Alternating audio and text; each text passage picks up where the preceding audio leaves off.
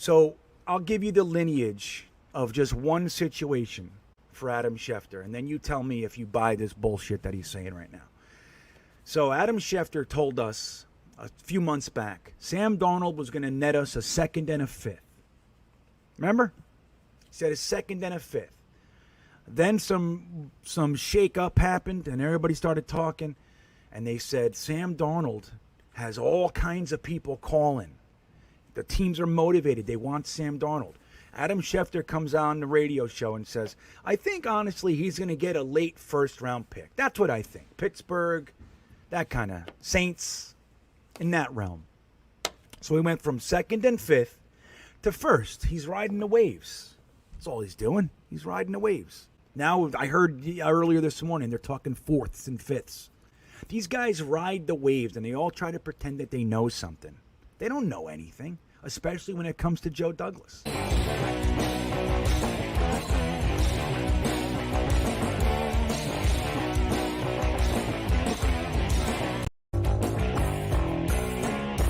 Like when a Jet player leaves, I want him to fail.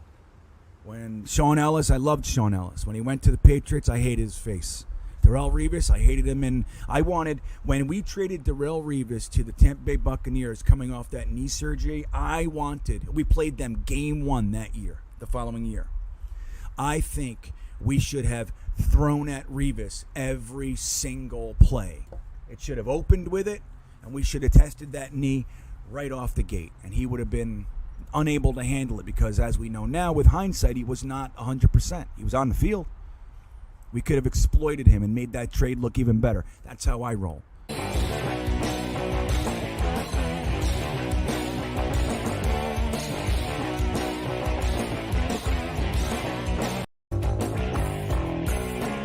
2009, they rode the Mangini Express, Rex did, right to the AFC Championship game. Then they built upon that and got to the 2010 championship game. And then it came.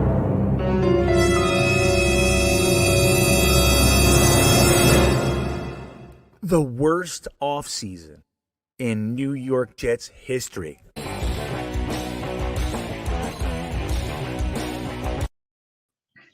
What's up, guys? That's right. The worst offseason in New York Jets history in 2011.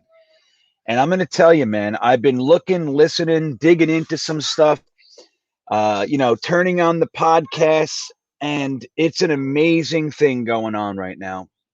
They are talking about potentially 5 to 6 starters coming out of this very draft to go with 4 starters from last year's draft, maybe even 5.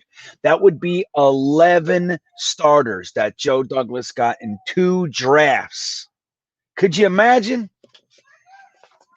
Could you imagine if that was actually going to happen? So let's look. Last year we got, you got obviously Mekhi Becton. You have Denzel Mims. You got Ashton Davis. Right? So there's 3. Then in the 5th round, we pull out Bryce Hall, a potentially long-term starter at one of the cornerback positions. I mean, they're talking about his floor being cornerback number 2. Right? Potentially cornerback number 1. And then you got guys like Cam Clark, Bryce Huff, Javelin Guidry, Lamar Jackson, Jabari Zuniga, LaMichael Pirine.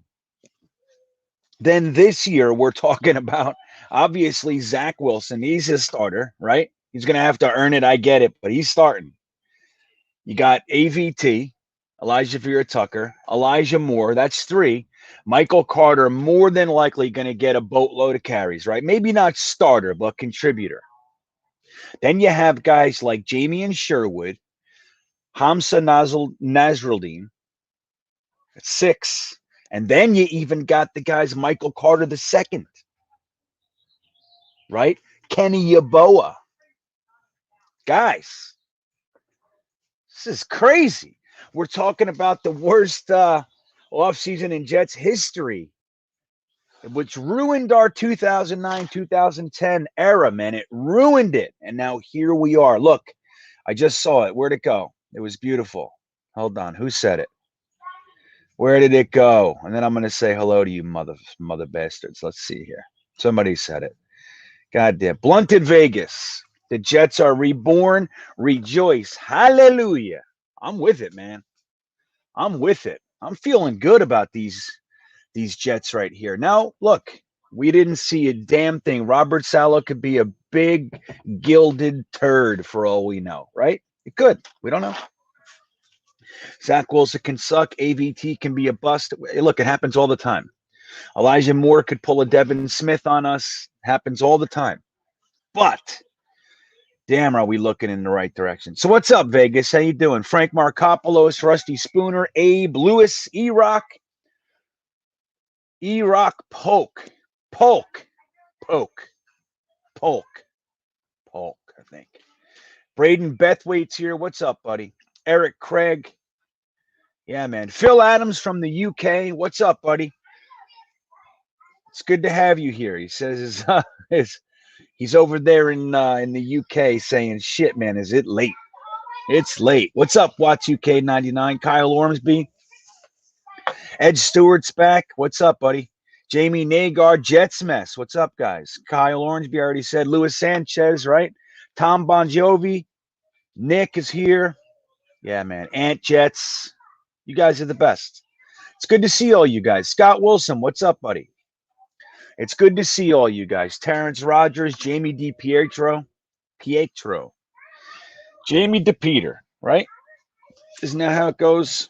Me too, man. This is a good one. Thanks, James.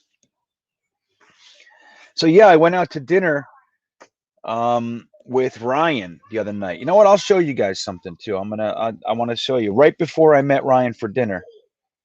Let me see here.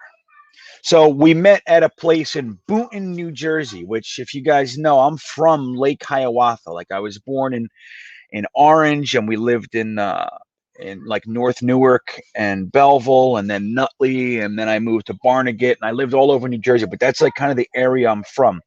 But I grew up in Lake Hiawatha, Parsippany, and then I hung out in Boonton and all that shit, like by the reservoir there, Jersey City Reservoir. So it was like a trip down memory lane for me, where I believe there is the best pizza in New Jersey. Where is it? Right there at the Boulevard Pub, man. What do you think of that? You guys don't believe me, do you? You guys don't want to believe it. Come on. What the fuck, man? I just want to send this shit. There it is. So I want to show you guys. So I went to there's a place there called the Boonton Bridge. And before I met Ryan, I just wanted to, I had like a half hour. So I was like, let me just go look at this old, like, so there was the old Boonton Bridge, and then they rebuilt a new one, and they made the old one into like a walking path over the reservoir. It's real pretty. And we used to jump off it as kids. I was terrified. I did it one time. Scared the shit out of me. Hold on. Let me make sure everything's on here. So I want to show you this video. So I pull up. Long story short is I walk up and I'm filming to get some pretty footage. And these kids are at the end. These not kids. They're like high school kids. They just graduated high school, I learned. And they're all looking at me, all like, oh, shit. They're like staring at me out of the corner of their eye. And I said, so you guys going to jump or what? They're like standing over they're hanging out on the top of the beams. And they're like, no. I'm like, well, it looks like you're going to jump. Long story short is they thought I was like a cop, or I was going to film them and complain about them, with my new look here.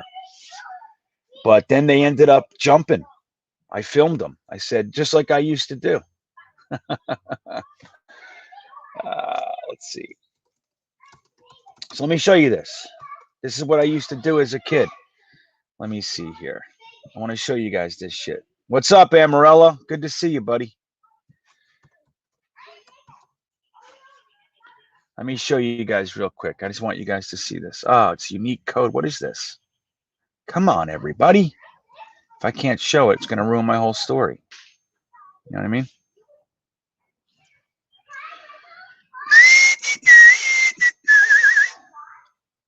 Hold on. Oh, it's not letting me do it, guys. Sorry. So anyway, the kids jumped off the bridge for me, and they let me film them. Isn't that cool? But yeah, so I got to meet Ryan and hang out and have dinner. So in 1 week's time, I've been hanging out with O'Leary and Matt, as you guys well know, for years. It's just about 2 years now. And I never met those guys. So I met O'Leary at Coney Island with so many of you guys. And that was amazing. And then I met Ryan over at the Reservoir Tavern in Boonton for pizza and chicken rosini. And what a great time, man. It's great to meet those guys. It's incredible. It's incredible. So anyway, that's good. Did you see Corbett doing a podcast? Yeah. Now, I saw a clip. I didn't have time to watch it yet. Is that going to be a regular podcast, or was that a guest? Because that's super cool, man. If he can, I'd love to have access to like Wayne Corbett all the time. You know what I mean? Like I'd want to hear what he has to say. Who doesn't want to listen to Wayne? Right? That's a great thing. Scott, do you know if it's regular, huh? That's awesome. That's so cool.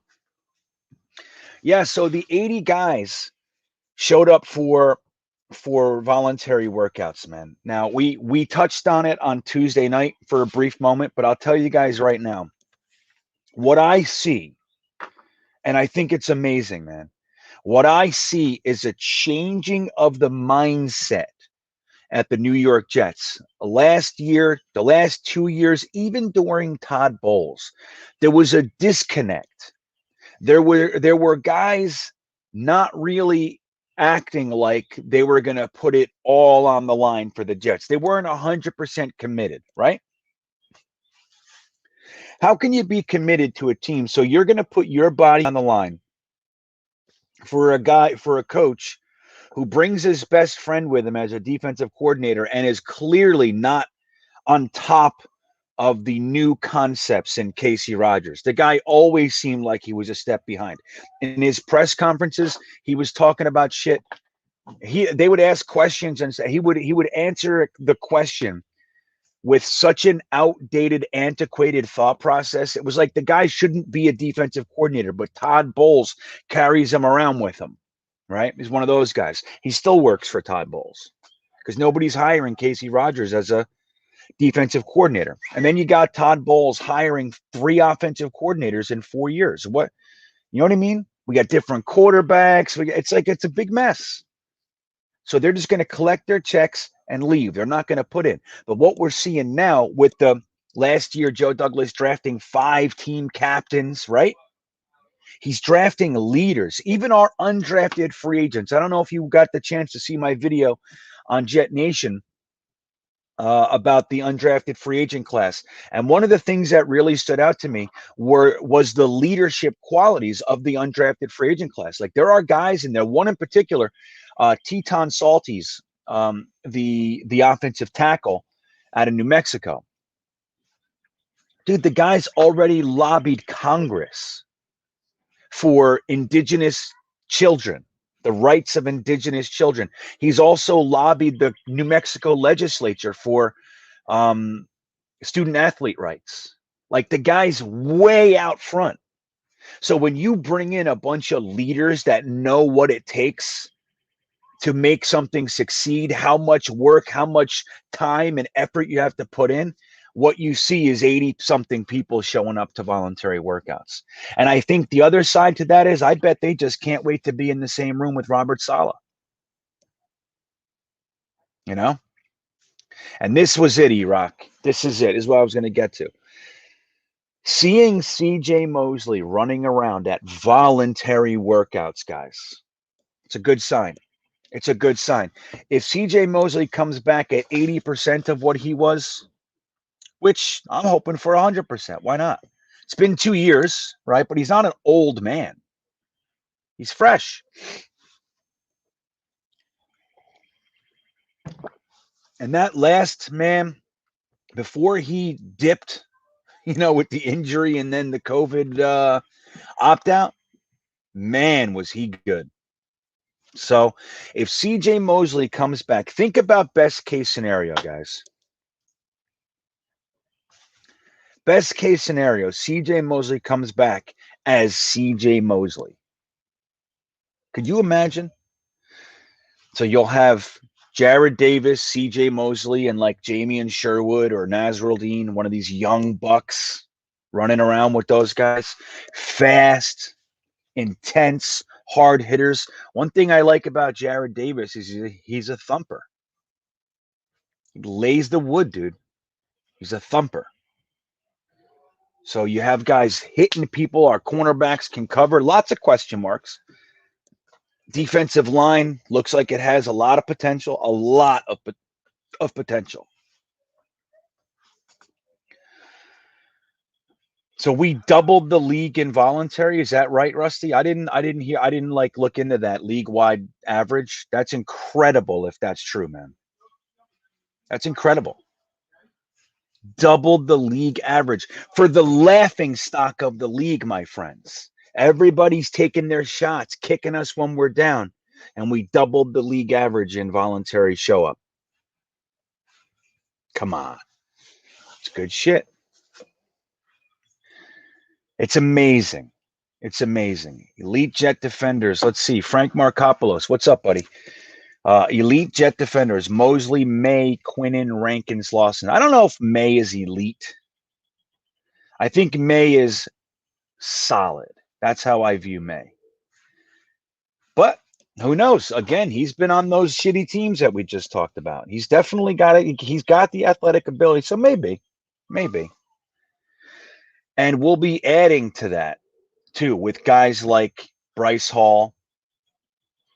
Let's just keep with Bryce Hall right now. But who knows what our edge rushers can be, you know? Look at the turnaround, man. Look at the turnaround. You know, it's funny. We have all these discussions. You guys know we're together through this process, right? So we were talking about shit like when the day Adam Gase was hired, I was online talking with a lot of you guys. I remember how a lot of us felt, you know? And we've talked about all right, this sucks. And then we got hopeful and Sam Darnold and blah, blah, blah, you know? And it's been such a shit show for so long. And you look at like during the process, like of Joe Douglas, right? Like, you know, I've been a Joe Douglas fan since his draft. I really liked his draft, his first draft. I liked it. Like I really liked it. Not everything, but overall, I liked it, man. I even liked the undrafted free agent class for the most part. I didn't like Javelin Guidry. I didn't like Shaheem Carter, those kinds of guys, you know. But overall, but like you look at how he had to undo all of this crap, you know, Quincy Enunwa, Kelechi Osemele, Tremaine Johnson, Le'Veon Bell, you know, all that stuff, Jamal Adams, and get like the garbage out of here. And then look what he's building. 80 people showed up. It's incredible. So E-Rock with a super chat. Thank you, buddy. Let me see where it is. There it is. I hate getting ahead of myself, but I believe our defense will gel quickly, and we may very well surprise everyone with a good season, all on coaching. I think that's well said. It's tough not to get excited. Like, look, we, you know, there are different factions of Jets fandom, right? Like, and I put these opinions out there, so I hear all that stuff. People share with me a lot of the different thought processes of our fan base. Now, one is I'm not even getting my hopes up. I refuse to get my hopes up because they've let me down so much, and I totally get it. The other side of it is it's been so grim and gray around here for so long that even this little bit of light is so exciting that I don't care. I'm getting excited. And like E-Rock just said, I don't want to get ahead of myself. But there it is. You guys see that? You see the but right there? I hate getting ahead of myself. But, and here comes the rest of the point. Here comes the real point.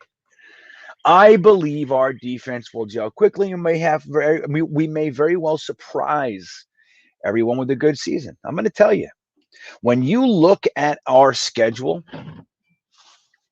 There's not even a playoff team on there. There's like one playoff team in the first half of the season. Now, we don't know what next year is going to bring, but as far as up, last year, dude, it's a good schedule for getting a team like us on our feet. Let's take a look at it. Let's take a look.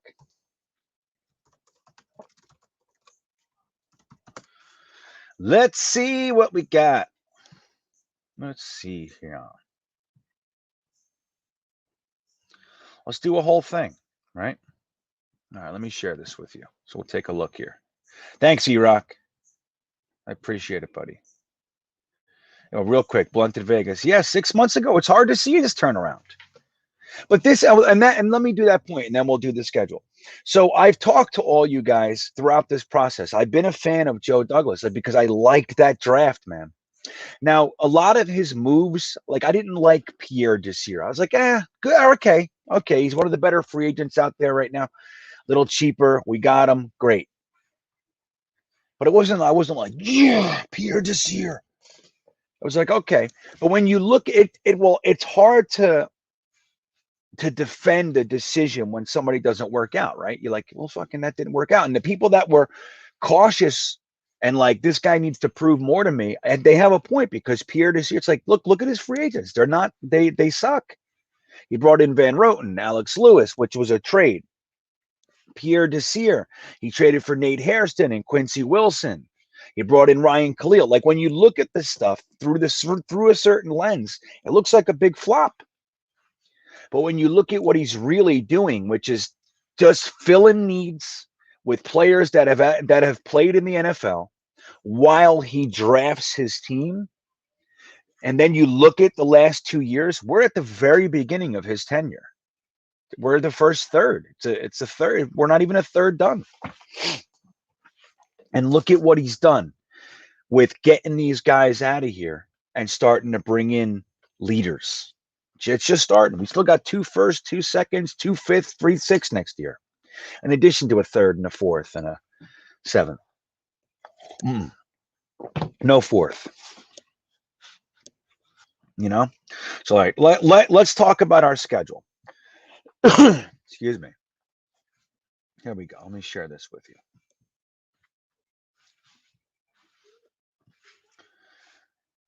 Remember that song by Earth, Wind, and Fire? It's rocking in my head.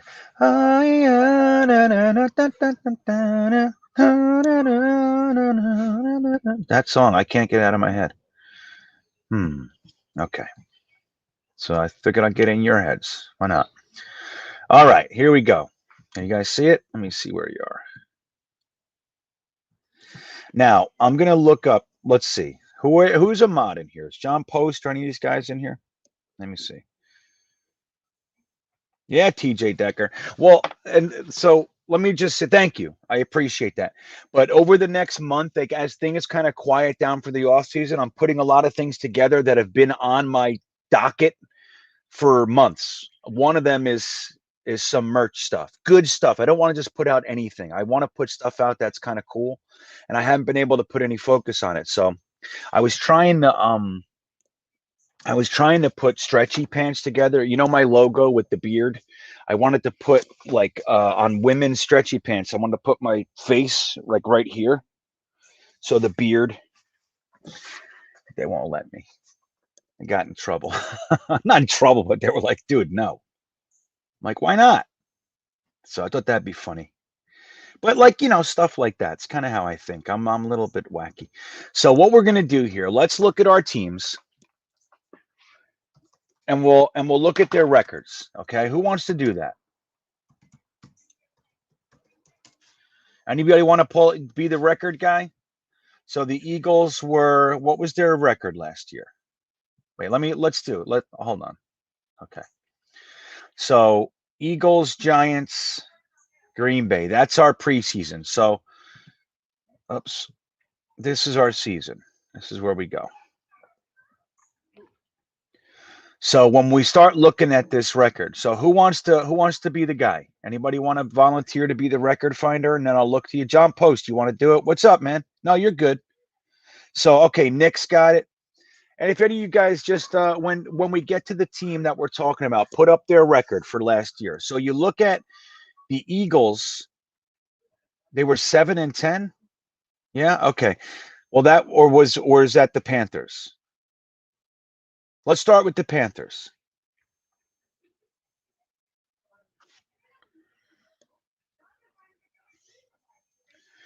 Ah, it's a good one, Rusty. I see that. We'll talk about this before we end today. So, all right, Jeremy Cravat. So you got it, bud. So we'll look at the Carolina Panthers were 4-11-1 last year. So that's our opening game. Now there's a lot of storylines in that game. But just on the level of what they were last year, we open our season against a 4-11 team.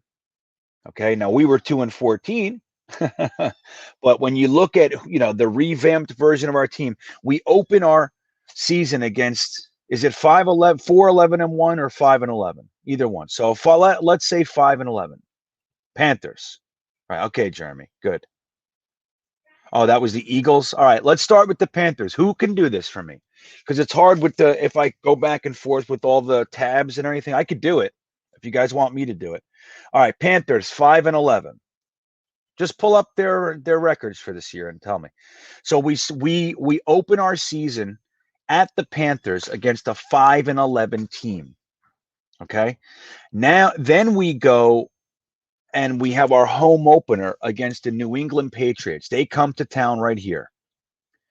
September 19th, game 2, when we're 1-0 for beating up on the 4-11 or 5-11 Panthers. We play a Patriots team. What was their record?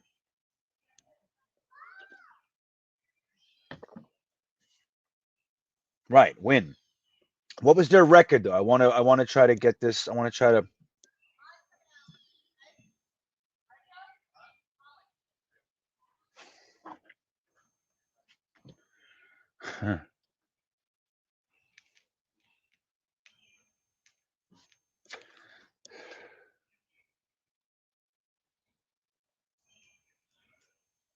Oh, real quick, let me address Brian Javits while you guys fumble around. So Brian Javits, he says, "What's so great about last year's draft class outside of Becton and Hall?" Well, let's say Becton and Hall are the only guys to become starters. That's still better than our last 10 years of draft classes. That alone. Okay, that alone is better than our 10 years of draft classes. Now, on top of that, Denzel Mims is an absolute stud. He was a top 5 wide receiver in last year's draft. Okay. Why he slipped to 58? Same reason Terry McLaurin did, same reason Michael Thomas did, and same reason DK Metcalf did. So I don't want to hear that shit that Denzel Mims, if he was great, he would have been taken in the first round. Doesn't matter, man. Teams do it every single year. The Eagles took Jalen Reagor over Denzel Mims. You're going to see that, dude. You're going to see why that was such a stupid move. They took Jalen Reagor over Justin Jefferson. So who knows why teams do what they do? So you have Denzel Mims. I'm a big Cam Clark fan. Okay, big. I think Cam Clark's the real deal, man. Ashton Davis is also a starting level safety. Okay. So if we get 4 or 5 starters out of last year and then role players like Jabari Zuniga, LaMichael Pirine, Lamar Jackson, who's a fantastic developmental quarterback, as is Javelin Guidry, even though I don't love him. Dude, that was a great first draft, Brian. And that was his first draft. He started the draft with a 6'7", 370-pound left tackle. And then he went with a 6'3", 4.38 speed wide receiver that catches, not fucking Stephen Hill, right? Stephen Hill he couldn't catch. Their whole thing with Stephen Hill was he had the measurables that were so off the charts that even though he couldn't catch, they wanted to teach him how to catch.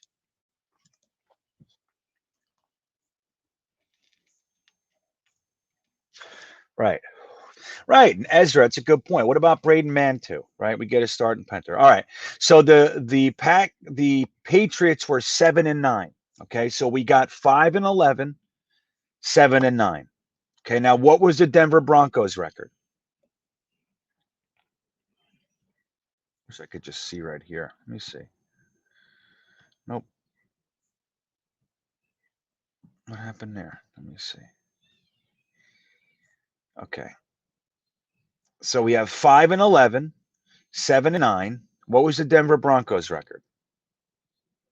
There you go. Thank you, Jeremy Cravat. Getting ahead of things. So we have 5-11, 7-9, 5-11. That's our first 3 games.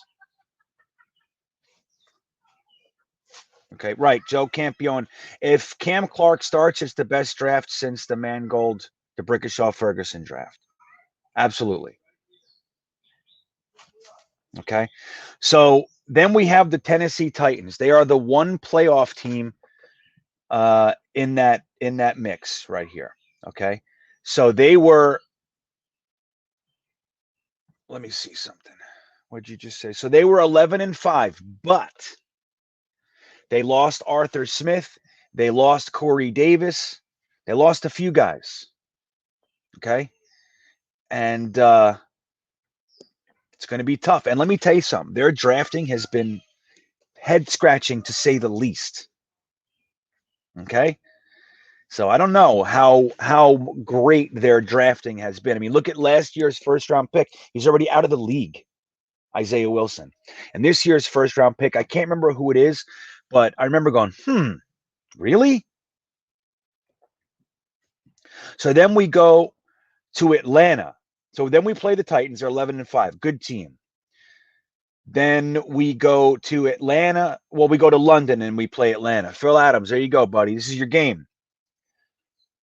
And they were 4, right? Let me see what was there. 4-11-1. No, that's fucking Bengals. Hold on. 4-12. Thank you.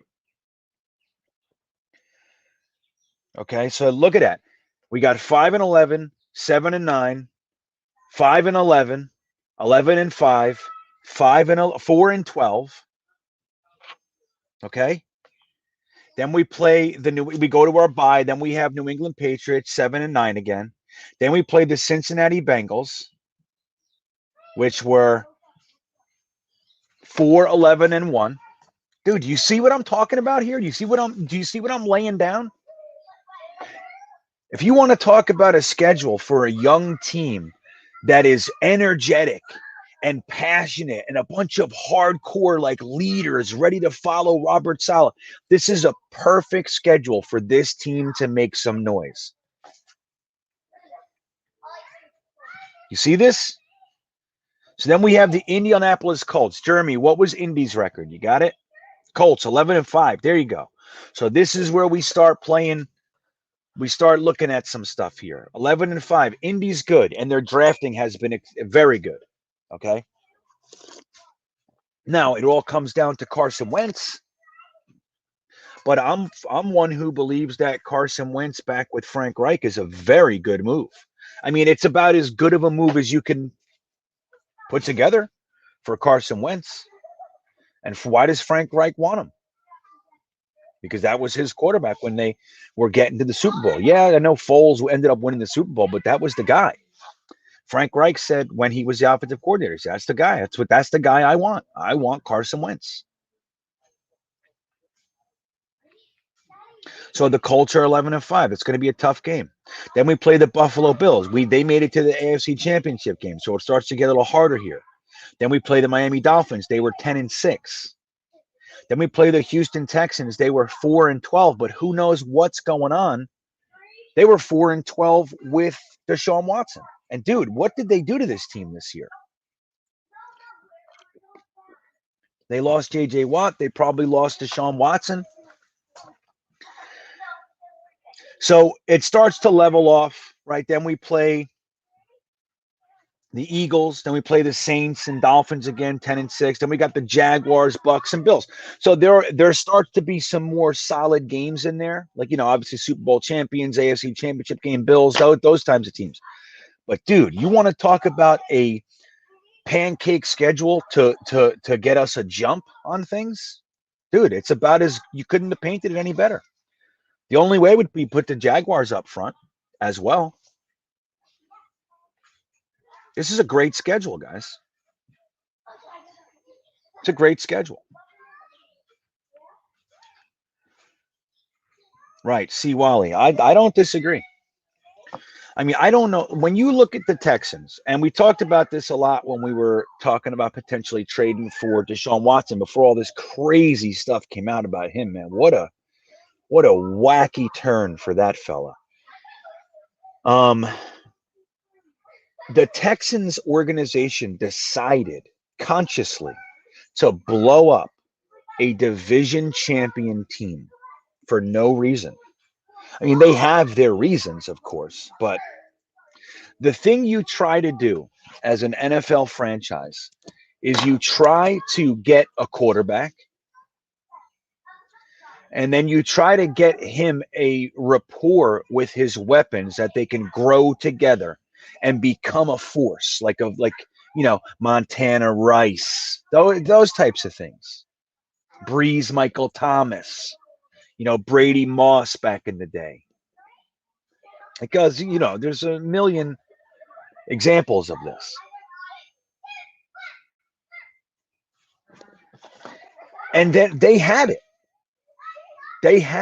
And they blew it up. They sold at pennies to the dollar. What was with that D-Hop trade, dude? That made no sense. None. Jamie Minks, you're a Texans fan? Do me this favor, James. I keep calling the name James Jamie for some reason. My bad. I don't know why. James, if you got a second, tell us your thoughts. Like I said, looking at it from a Jets fan perspective, it makes no sense to me. I don't understand why they did it. And then giving up, even though Larry Tunsil, as good as he is, man, two firsts and 2 seconds for Larry Tunsil and Kenny Stills. I don't know, man. You know what I mean? And you gave him some, I think you gave them some linemen too, or some shit like that. But tell me what happened. I'd love to hear from your mouth, James. Yeah.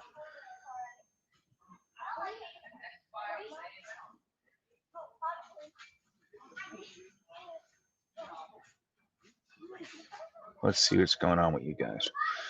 Did Miami really get that much better? They added Phillips and Waddle, but they lost their linebacker and tackle. Yeah. Well, all right. Let's get rid of this thing. Let's look at Miami's draft. Let's take a look. Hold on here. Whoops.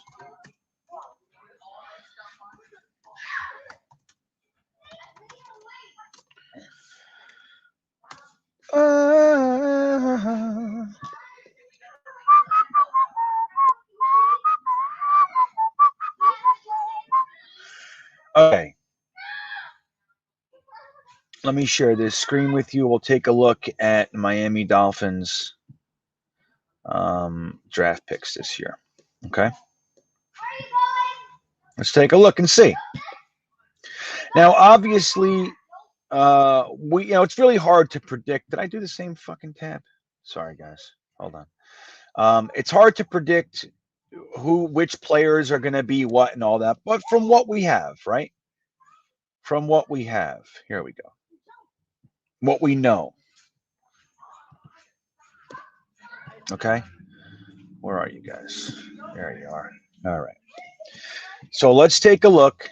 What the hell just happened here? Come on. All right. I hate clickbait pages, man. I can't stand them. You try to scroll over stuff and it blows up, and I don't know why people do this shit. But okay. So this is their draft. So number one, let me remind you guys that Jalen Waddle was not their target. Dude, they will never be able to prove otherwise to me. Jalen Waddle was not the guy that they traded back to 12 and then back up to 6 with the hopes of getting. They wanted to get one of Kyle Pitts, Jamar Chase, or Penei Sewell. Now, Jalen Waddle, I'm sure they were like, okay, he's a good player. But do you think they wanted to do all that for the guy who spent 2/3 of last season on the bench because of injury? Yeah, Tua knows him. Didn't Jalen Waddle come out and say he preferred Mac Jones? This is not what they wanted, dude. That's not what they were trying to do. So that said, he's a fantastic talent, but that's not their guy. So they started with a big old whiff, and they got Jalen Waddle. Then they get Jalen Phillips, another guy I absolutely loved in last year's draft. And you guys know why. I talked about him all the time. But taking him at pick 18, not with those concussions, man. Not with his injury history, the broken wrist. I mean, granted, it was a car accident, all that stuff, but he has the injury history that pick 18. They used pick 6 and pick 18 on 2 injury-prone guys. Maybe not prone, but guys that are susceptible and whose careers have been knocked off the beam by injury. Okay?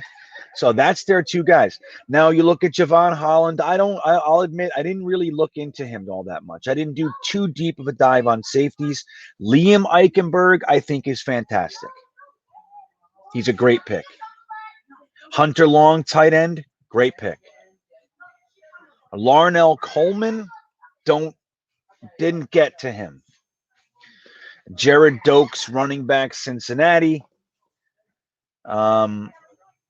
What happened here? So when the hell did they write this article? Who did they take with their 7th round pick? Hold on. Let me see.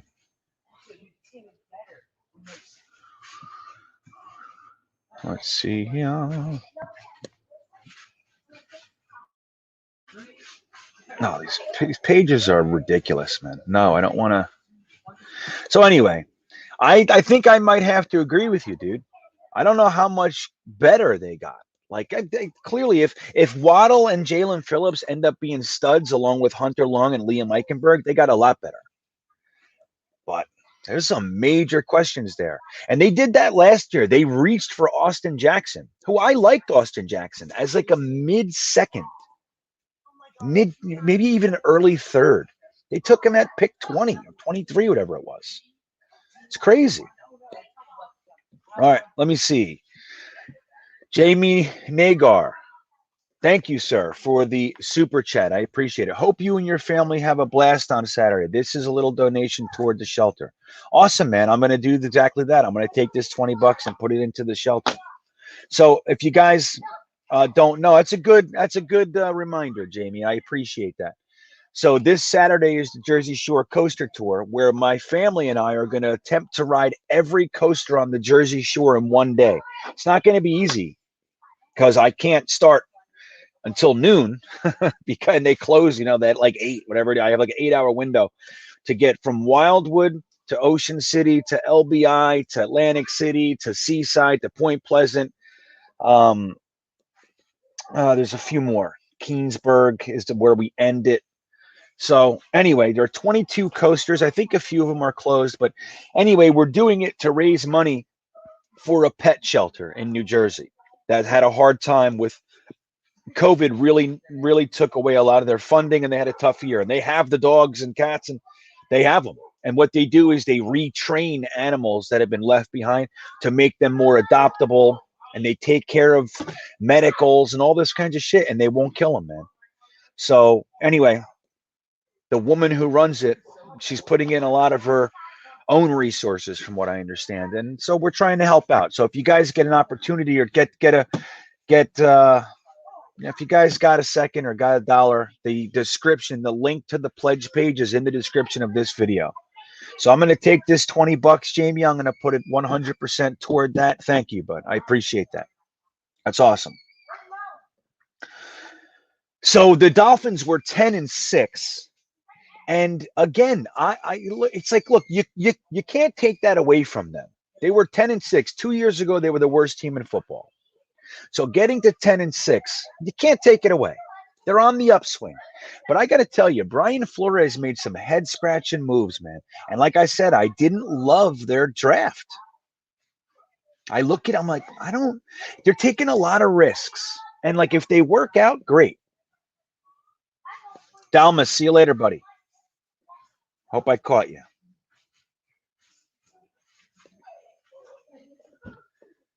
You know, so I mean, look at that decision last year. The Dolphins were rolling with Fitzpatrick. The team was all unified. They had a big burst of energy behind them. And he decided, they actually beat us. They put Tua in at the end of the game. And they decide to bench Fitzpatrick out of nowhere. Half the team hated it. So Brian Flores consciously decided to split the team when they were on a high. These guys are playing hard. They want to get to the playoffs. A lot of them have been on losing teams, and they're finally winning. And Brian Flores benches the quarterback that they're playing for the rookie. The rookie comes in, has trouble. The team is fractured, and then he benches the rookie and puts the old man back. Like, what are you doing?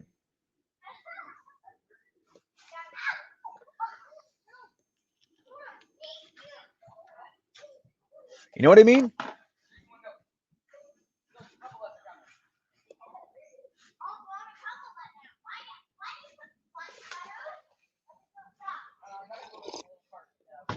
So I don't know. There's some interesting decisions going on down there. I don't know, Brian Javits. You seem to be a little negative. You're looking at things through the negative. Not that you're negative, but you have a negative tilt. Hunter Long's an absolute stud. If you really watch him, man, he's a stud in the making. Just remember the name. He's like, I didn't like the draft. Hunter Long sucks. Let's see. Yeah. So James, thank you. So Bill O'Brien and Jack Easterby. What's the deal with Jack Easterby? I don't understand why they're giving this guy so much access. Like, he comes from the Patriots, I get it. But they let him come on in and just kind of gut the joint. And from what I understand, it wasn't all Bill O'Brien with that D-Hop trade. That's just, I read something about that Easterby was a large part of that. But I don't know why. It's got to suck. I mean, because we know it as Jets fans. We've watched our team be dismantled. Like, we've watched the mismanagement. Like when Chris Johnson decided to hire Adam Gase out of nowhere. It was like we had, a Super Bowl winning coach in Mike McCarthy said, the only team I'll coach is the New York Jets. We had a young quarterback who was the number 3 overall pick the year prior. He looked like he ended the end of the season with 4 straight, really good games. You had Matt Rule, who just rebuilt Temple and Baylor, willing to coach the Jets. We had Kingsbury in, and from, he got signed by Arizona, but he came and saw the Jets first. So he was in our building. Right, so we could have had him. I don't particularly like Kingsbury, but he was here too. And then out of nowhere, you hire Adam Gase, who was just fired from the Dolphins for sucking, and just the most polarizing player, getting rid of all their good players, all that stuff. We knew as a fan base, like this is there's nothing we can do. We have to weather this. So it sucks for you. But we get it, man. We're your brothers in pain over here, buddy.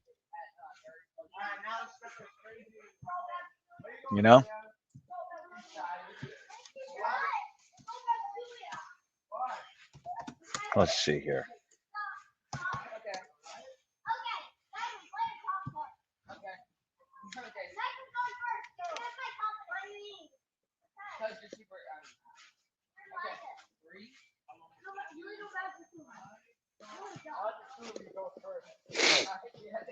All right, so what else you guys got? Matt Rule and Joe Brady. It's funny.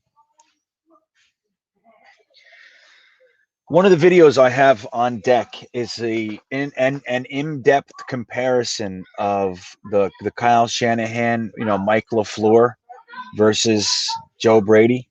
and how they look and all that sort of stuff. But I don't know, man. I don't see what everybody else sees in Joe Brady. I think he's an up and coming coach, all those kinds of things. But like, do you remember last year? A lot of people wanted him to be our head coach, and my thought process is that instead of hiring Joe Brady as your head coach with really no resume, none. The guy has almost no resume. Um, what we got is potentially a better offensive mind, potentially. And we got Salah, the ultra motivator. You know what I mean? Passion. And we still got the Joe Brady type of young, up and coming offensive mind. I think we did pretty well this offseason, man. You know? What's up, Liam? Good to see you, bud. I see you. I know, Rusty Spooner. You see where he went, Poljan? He went to the friggin' Ravens. Ugh. That's the kind of team that uses a guy like him, makes him into, aren't they? You know they are. You know they are, man.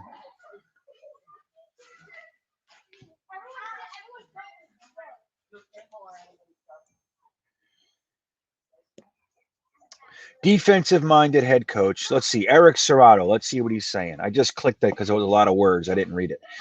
Quarterback fits. Eliminated last game of the season by the Bills. Great defense, especially at corner. Now, is that the 2020 Dolphins or the 2015 Jets? Right. I like what you're doing here, Eric Serrato. That was very nicely done. Nicely done. Now it would be the 2015 Jets if the Dolphins just gave Fitz $10 million to keep him at all costs. You know what I mean? That was our problem. 2015 could have been a special year. It was one of those years, man. We had the collection of losers, like guys like Brandon Marshall, Fitzpatrick, Eric, not Eric Decker, but these guys that were so good, but just never were able to get to the playoffs or get anywhere in their careers. Nick Mangold was still here. We had all these guys, and for that one brief moment in time, they gelled. And Fitz, first of all, Todd Bowles sucked, okay? And Casey Rogers sucked, but Fitz in that Buffalo game, man. But then again, it's like, look at our offensive coordinator. Why did you look at Shane Gailey? Like, why are we doing that? Why are we, when Fitz, if you got a guy who's throwing picks, you gotta be able to adjust. Now, I'm not going to pretend to remember the specifics of that game. Like, but what I remember is why are we still giving this guy the ability to throw picks? Like, remember the 1986 New York Jets? You guys remember that? Kenny O'Brien was our quarterback. We were 10-1. 10-1. He was one of the best quarterbacks in the league that year. He went into what we called a slump, and the Jets benched him. And they put in our longtime backup, Pat Ryan. He started against KC, beat them in the playoffs. You know what I mean? Like, you got to make those decisions. If the hot hand, if the guy's out there and he's throwing picks and for whatever reason he can't put together, get him off the field, man. That's my thought. That's my thoughts on it. When you see Fitzpatrick turning into Fitztragic, you've seen it enough, man. Remove him. Now, who do we have back? We had Geno Smith. He was healthy at that point, I think. That's a good one, Eric, though. I like what you did there. That's good. Yeah. I know. And he's not a loser anyway. You know what I mean? Eric Decker. And you know what I mean by lose. I don't mean losers. You know what I mean? But like a collection of guys that for one reason or another didn't really do it in their careers. Like, how great is Brandon Marshall, dude? I mean, can anybody deny how fantastic of a wide receiver that guy was? He's never even been to the playoffs. Never. Nor has Fitzpatrick.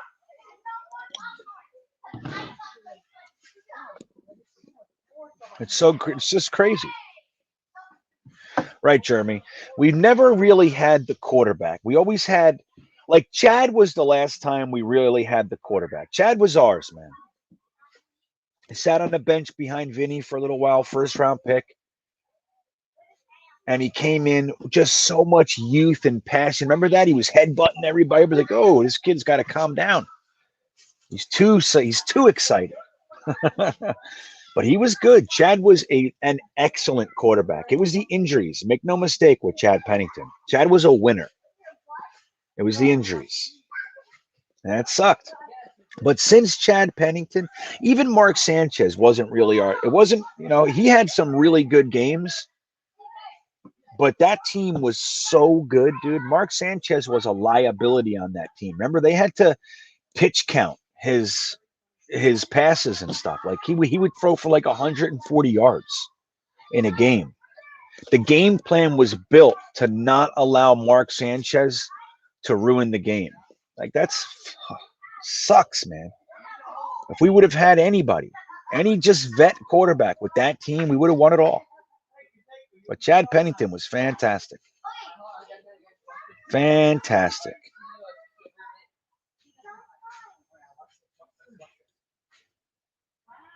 Let's see.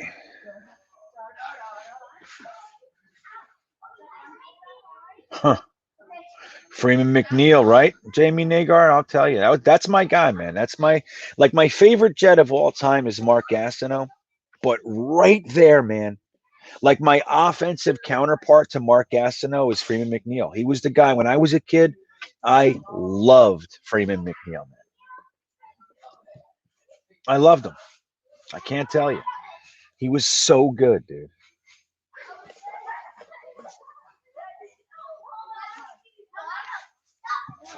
Three Amigos. So that's funny, man. Three Amigos was at the Coney Island Jets coaster run that we put together, and he brought his beautiful family, man. Your wife is cool.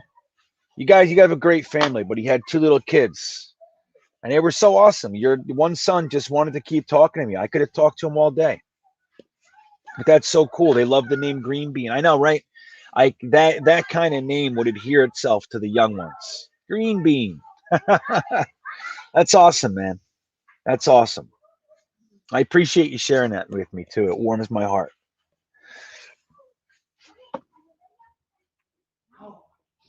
Oh, what's up, Big Green? Hey, buddy. I know, right, John Post? So Chris Ivory had 6 carries in that game.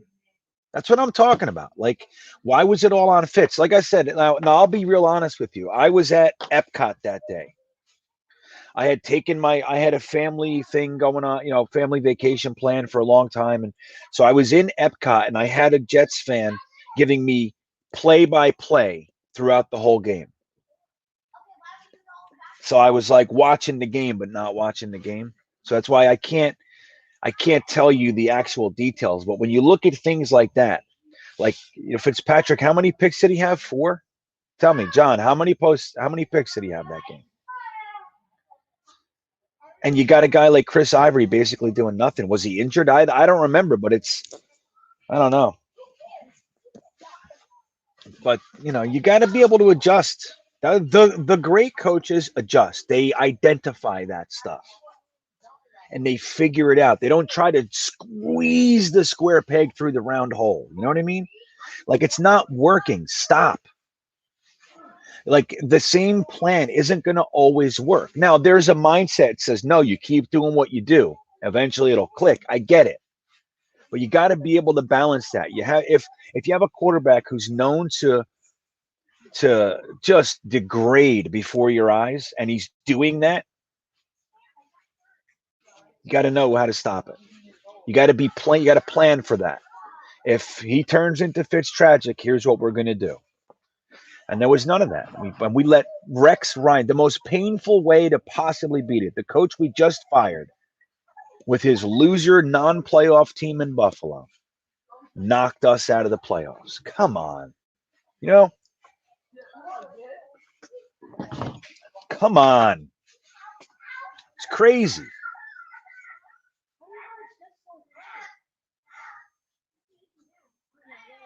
Hold on. Hold on. Who is that?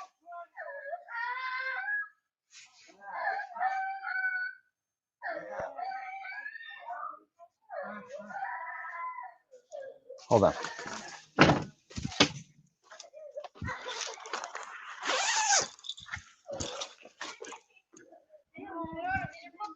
Okay. All right. There's other adults. You hear that? You know, like kids can scream and yell and play, and then you hear, and they can cry and get hurt, and you know the difference. And then you hear that something bad just happened, squeal. That's what I just heard. It was like Chad Pennington or Vinny. It was like Vinny Testaverde, Game 1, 1999. I know, right, Thomas? Dude, Thomas Macchia. It's like right. You come out and you lose to Rex Ryan. Like there's a logic. Says just get out of here. If you can't figure out how to win that game, then you're not the guy. Yeah, did you see that, Vertigo? I was like, my radar went up. I was like, I hear it. But thanks, guys. Thanks, Alex. I know. But it's, again, there was a bunch of, I just didn't know if the other parents were outside. We got them, not we, my brother-in-law bought a trampoline, a big 15-foot trampoline. So it's bound to happen. You know what I mean? Yeah, I actually agree with this, Watsu K99. I think Rex Ryan was a much better coach than Todd Bowles. And the case can be made that he's a better defensive coordinator, too. It can be made. I don't know. Todd Bowles is a pretty good defensive coordinator, but Todd Bowles has only ever done it under Bruce Arians. So I don't know what that means. I don't know. Called a great game in the Super Bowl, no doubt. No doubt. But yeah, that and that's the thing. That's why like when you look at this stuff, when you look at like our drafts, right? Like look at the Idzik drafts. Look at when Rex Ryan and Idzik were together, and they have the deepest wide receiver draft in NFL history up to that point. And we need a wide receiver. We need one desperately. And they pick a safety in the first round. And not even the best safety. Clinton Dix was widely regarded the best safety in the class. We took Calvin Pryor. Like, that's the difference between what you see with Joe Douglas. Like, Joe Douglas is managing the drafts the exact way you want to see it. Like, look at his first draft, Joe Douglas.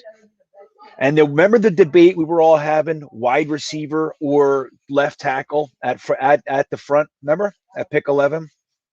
There was a large contingent of Jets fans that were saying, we need to go wide receiver. We need a wide receiver. Sam needs weapons, blah, blah, blah, right? We had guys like Jerry Jeudy. We were going to have our pick of the litter at 11, the best wide receiver. So the case for a wide receiver was, do you want the third or fourth best tackle or the best wide receiver in the draft? Makes sense. The problem with that logic, though, was that the tackle portion of the class was extremely top heavy. So you had Andrew Thomas, Jedrick Wills, Tristan Wirfs, and Mekhi Becton. After them, it fell off a cliff. Now, there were still some good tackles, Austin Jackson, Jones, a bunch of guys, right? But they were a different tier. So, but the wide receivers were going to last all the way to the third round, really good ones. So the logic was, let me take my left tackle while the elites are still on the board, and I'll get my wide receiver later, rather than taking your wide receiver and then taking a left tackle when it's completely diminished and there are still stud wide receivers on the board. You see what I mean? So Joe Douglas has that presence of mind. I get it. I totally heard the wide receiver cries, but I was 100% in left tackle land. And Joe Douglas did that and was still able to get Denzel Mims later. And guys, wait till you see Denzel Mims this year, man. I'm telling you, I'll put my reputation on the line, whatever that is. uh, Denzel Mims is going to be an incredible stud for us. Incredible. Look at last year. He had the injury, the soft tissue bullshit, 2 hamstring injuries. So he comes on the field. He looks great right out of the gate. We throw him the ball. It looks really, really good. And then he gets 5 targets or something the last 4 games. Why? At the same time, Gase is running Gore over Ty Johnson or LaMichael Pirine, right? It's like we know what was going on last year. There was a complete mismanagement of resources last year. But Denzel Mims is going to be sick for us. Right, Vertigo Flow. Thank you. If you haven't, I always forget to remind you guys, if you haven't clicked like yet, it does wonders for my algorithm impact. If you're not enjoying it, don't feel pressure. But if you're here, you're hanging out, go ahead and click like. It helps. And I would greatly appreciate it. You guys notice I don't have any energy drinks today? See what I'm doing? Yaha! Oh, I didn't think there was anything left in there. Or else I wouldn't have did that. Yeah, there you go. Good stuff. Can we edit that out? Jeremy? No freeze bean? Isn't that nice? I know. Hey, and I'm really sorry about Tuesday night, man. That was a train wreck, wasn't it? And it's funny because on my end, I used 3 different internet carriers trying to compensate for it. And all of them, I had like 90 megabytes per second upload and all this sort of stuff. But YouTube was the problem the other night. So, and I felt bad. We were starting a good conversation. And we couldn't do it. That's right, James. Build the wall. I love how Joe Douglas is building the team. I really do. Look at his first and second round picks since he's gotten here. There's no defensive tackle. There's no safety, right? Offensive line, wide receiver. Offensive line, wide receiver, and quarterback. Think about that. That's his 5 first and second round picks since he's gotten here. Oh, yeah, and by the way, he has 2 more firsts and 2 more seconds coming next year alone. Dude, come on. We haven't seen our team managed like this in forever. Thanks, Eric. You like that? Yeah, I know. Okay, there it is. Oh, that's funny. I know. I'm weaning off the energy drinks. The last 3 days I had 1. And let me tell you, man, I feel sluggish. I drink so many of those things. I just can't drink them anymore. They're fucking killing me, man. You know? I know, right. You can't edit the stain off the t-shirt, Phil Adams. I got lucky there. See it? It's not too bad. I got lucky. I didn't know I had more coffee. I would have drank it already. All right. So what else we guys want to talk about? So real quick, I'll tell you, and I'd appreciate your input. So this is the real lull of the offseason. Okay. As we all know, this is the lull. So we already decided that we're already not doing the Monday night mocks. Okay. The Talking Jets panels putting it on hiatus until July 31st, I think it was. So that takes away my Tuesday after hours show as well. I'm still going to make at least a weekly podcast video, and I'll send Jetnation my videos over there. But what do you guys think about the Thursday thick of it? I mean, we're going to run out of stuff to talk about. Unless you guys, I don't know. What do you think? And no, that's right, Frank. Coffee is significantly healthier than those energy drinks. Absolutely. And that's why I'm switching over. Eventually, I'll wean these down too. A couple years ago, I got off caffeine entirely. I was drinking algae instead.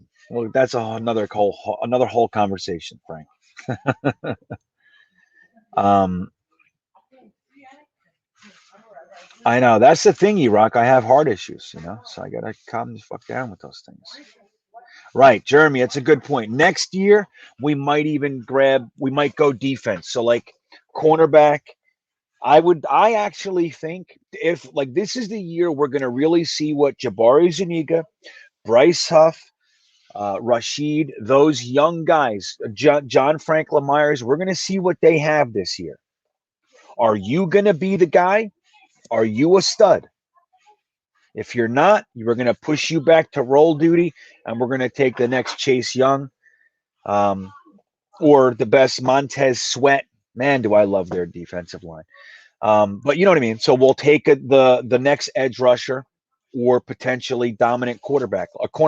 So like think about it. If we had this team already, and next year's draft was here, we could have taken like J.C. Horn, Patrick Surtain, Rousseau, Phillips, Quiddy Pay, any of those guys. We could have brought them in this year. Next year, we have 2 firsts. I think we're going to see what happens at the right guard spot, and we're going to see what happens with the cornerbacks, like Jeremy just said, and the defensive line. That's where it's at. That's where it's at, man. So what do you? All right. So just the things in the Ryan. Wait, let me see. What's Uncle saying? Wait, next year the top free agents will want to be a Jet. That's right, Phil. That's right, Phil. I could not agree more. And you saw it this year. The first wave of that happened. Both Sheldon Rankins and Carl Lawson said that. The reason I came was because of Robert Saleh. Other teams were offering me contracts. I came there because of Robert Saleh. All right, so what's he saying? You guys are talking. Okay, I don't know. You guys. Text is the same thing to Ryan. Unit by unit breakdown on teams in division to see. All right, wait. So let me back that up.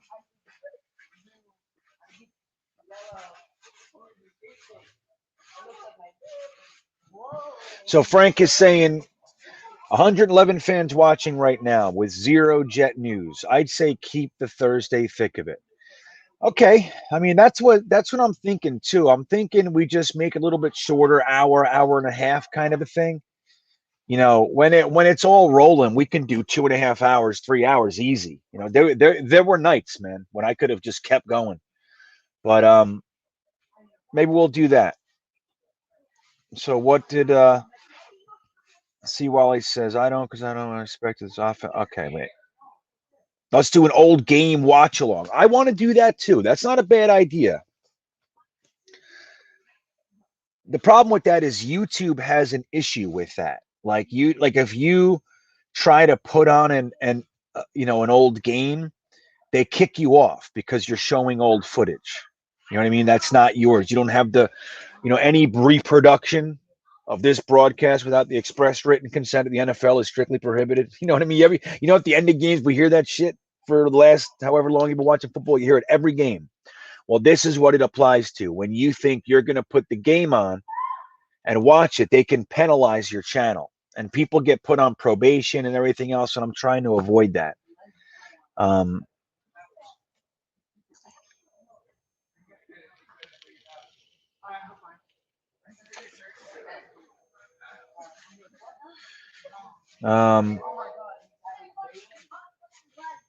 Let's see, James. Should the Jets trade for Julio Jones? I would be very disappointed if we traded for Julio Jones. What do you guys think? I would be disappointed. I don't want him. We're not a Julio Jones away. And what are we going to do? Give away our next year's 2nd-round pick and a 4th or something like that? It could be more. But I don't want it. I think I want to see what our guys have. Look at our wide receiver group right now, dude. It's studly. You got Corey Davis, Denzel Mims, Jamison Crowder, Elijah Moore, Keelan Cole, and then you get into the guys like Jeff Smith, Vincent Smith, Braxton Berrios, DJ Montgomery, those guys. We might have to keep 7 receivers this year. And then you got the Lawrence Cagers of the world. You know what I mean? So you guys, looks like you guys are in favor of keeping it Thursday, thick of it. So I think I'll do that, and we'll just keep our eye on it, right? If I'm getting down to 30 people or something like that, maybe we'll put it on. But I'll keep this for now, and it'll just be like our hang. Okay, if something obviously happens, we can do that. I'll check into the New York New York Jets 15. I'm going to check into how to do that without penalizing my page, because I would love to do it. I would love to do that. Like we watched the Midnight Miracle. We watched the 51-49 Jets Dolphins. You know what I mean? Like shit like that. Really great games. The playoffs when Chad went off and beat the Colts or the Packers 41-0. Remember that? Man, was that a great little stretch. My take on Bryce Huff, Vertigo. I like Bryce Huff a whole bunch. I love his first step, man. I love it. I love his explosion. His hands are good. He's got to work on his bend. He's got to work. He doesn't have to work on his motor, but he's got to work on his strength, his bend, things like that. If he can get it, he's a young guy, man. A young guy trying to prove the world wrong. And I like Jabari Zuniga. But these guys, even though you don't want to ever give up on guys year two, like you want to see you want to see a progression. That's what you want to see. If you're seeing the progression, then it's okay. But I don't know if Jabari Zuniga is ever going to be, like, just for a name, Chase Young. I don't think he's ever going to be that. But I do think he could be a Vinny Curry. I do think that. Somebody who comes in for 40% of the defensive snaps, 33% of the defensive snaps, and gets 8 to 10 sacks a year. That's what I want. That's what I see in him. I liked him coming out. I landed on Jabari Zuniga for a while. I deep dove him, last year. Last year was weird. We had a lot of, it just was a weird draft where a lot of the guys that I really dug into, Joe Douglas selected. And that's Cam Clark. It's obviously Becton, Mims. I did deep dives on those guys. I did not on Ashton Davis. I wasn't looking at safeties at all last year. But I did it on LaMichael Pirine, Jabari Zuniga, Cam Clark, Lamar Jackson. A lot of guys. Bryce Hall. It was crazy. I couldn't believe. I was like, dude, this is great. I love these guys. So Rusty Spooner, what does that mean? Maybe Frank could help us too. What does that mean to do it through a third party? How do you do that? To show the game through a third party? Because I honestly don't know. I know. Well, Frank, and we got cut off the other night. You were telling me about Odyssey, and I had another question for you. I was trying to ask you some stuff, and then you were gone already. We were getting slapped around by YouTube. That was a mess. But I would love to talk to you guys. Like, I would love to know how to do it. I would love to watch a game with you guys every week. Or like, even if it's once a month, we just do once a month. We get together, everybody brings a bag of popcorn, and we just sit there and watch the old Jets and comment on it and talk. It'd be great. Wouldn't that be great?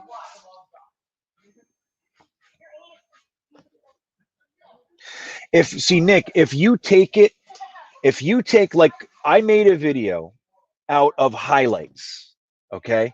And I got it from all over the place, like actual game highlights. And I just made like a little intro for my Jetnation live streams, for the weekly live stream for the game. And all I did was use clips, and I got it from all different websites, none of which was the NFL website. And they penalized us. They got me. It was a big to-do over at Jetnation because they were like, "What are you doing, dude?" I'm like, I don't know. What are you doing to our channel, buddy? I was like, I don't know. What did I do? And there's something to do with announcers' voices too. Like, you get in, there are layers of copyright protections. The game footage, the commercials of, there's that stuff, but then you have the announcers and their intellectual property. It's crazy. stuff like that. Now, I don't know how it all works, but I'm gonna look into that. Huff will sit behind Zuniga, you think? Hey, man, that wouldn't be a bad deal. If Zuniga shows up and Huff is behind him, there's nothing wrong with that. In truth, I think Huff might be able to usurp him. But that's the thing. It's like it's doing the thing that the Jets haven't done in forever, Grant. It's having competition, true competition. Like where guys there's not like just like, oh yeah, well, we drafted him, so he's here. That's the guy. It's like, no, we have a bunch of young guys. We have John Franklin Myers, you have Jabari Zuniga, you got Bryce Huff, now you have Rashid. Vinny Curry is going to be rotational. That's his role. He's not our starter. And if he is, then we have problems. You have all these young guys, and it's like, show us which one of you guys is going to be the starter and let them battle it out. And that's what produces greatness. That's what produces greatness. When you have these guys like a Chris Herndon who's done nothing his entire career and is somehow assumed to be our starter every year. Oh, yeah, Chris Herndon. Why? We haven't given him any real competition since he's been here. It would be good for him. So I'm glad we got Yeboah, man. I would have liked Hunter Long, too. But you guys know I loved Yeboah, man. Loved him. I think he's going to be so good. He needs a minute.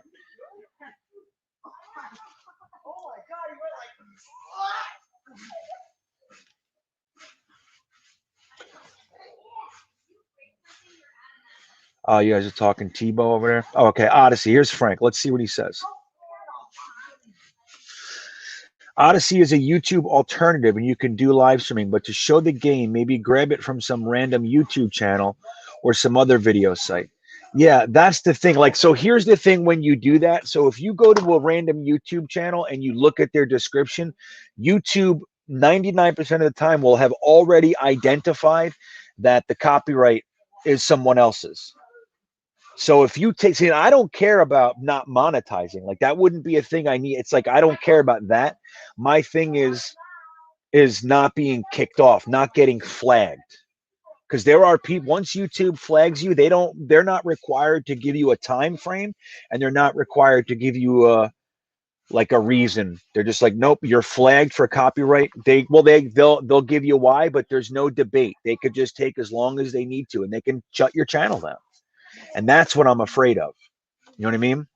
But I'm gonna look into this, man.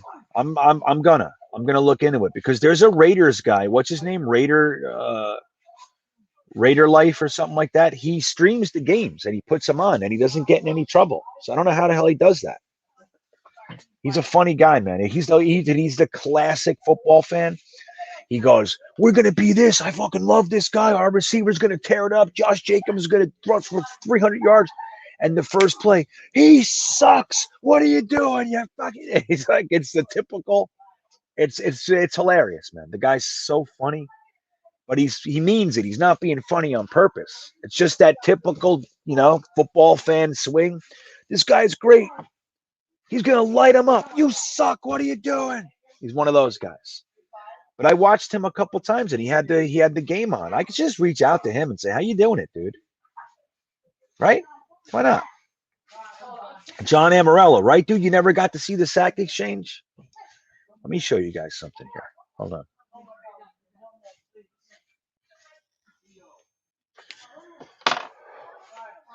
Hold on here. Give me a second. I'm gonna try to show you guys. I got all kinds of shit. Let me see. Let's see here. Let's see. I don't know. It's not letting me do videos tonight for some reason. Let me see. Let me see here.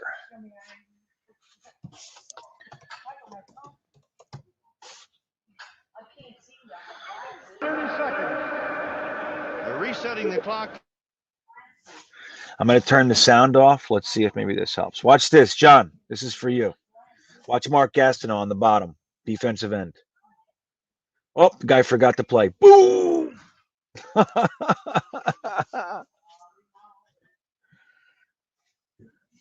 at him. He was the first one to do all that noise, and everybody hated him. Every team hated him. You see that? And that's a good offensive lineman too. I forget who it is.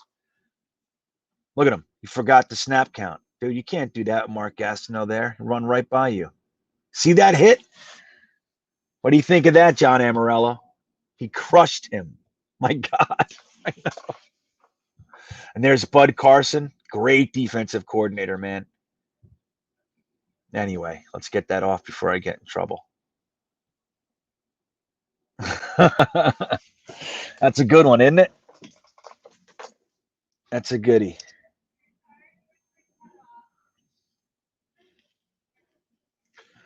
Thomas Jones. Is Thomas Jones on our coaching staff? No, he's not. Is he really, Big Green? Let me see something here. You're crazy.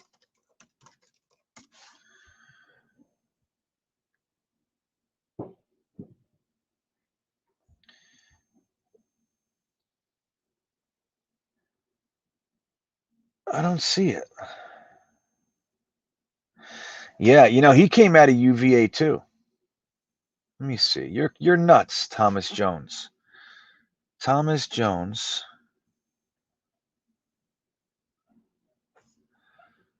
Coach? He's not even a coach, buddy. You're nuts, Big Green. What are you talking about? He's an actor. He's an actor now. Let's do this. Jets coaching staff. Let me share this with you. Robert Saleh. Here we go. Here we go. We'll do this, guys. Take a look at this for you. Ba-boop, ba-ba-bee, boop, ba-boo. Da-da-da-da-da-da-da-da-da-da. Let's see who our running backs coach. So we got Miles Austin, wide receiver. That's interesting, isn't it? That's an interesting one. Running backs is Taylor Embry. 5 years of experience as a coach. Here's the guy, John Benton, 18 years. Offensive line and run game coordinator. Who's our passing game coordinator? We have an actual quarterback coach. You guys see that? What do you think of that, guys? So look at this. You got a wide receiver. You got John Benton, one of the better offensive line coaches in the league. Oh, the passing game specialist, Greg Knapp, 26 years. Look at that guy. He looks like he might be deranged. You're like, yeah.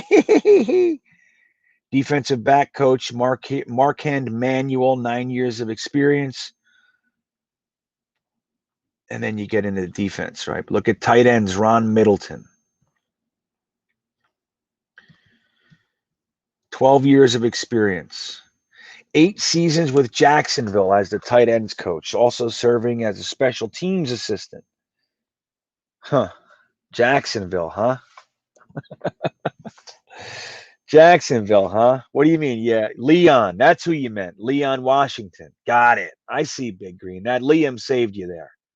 Good save, Liam. What's up, Doobie Dubois? Dubois? Doobie Dubois. Wasn't that a great hit? Let me tell you, Amarello, when you used to watch the Sack Exchange, a lot of my older guys will be able to tell you.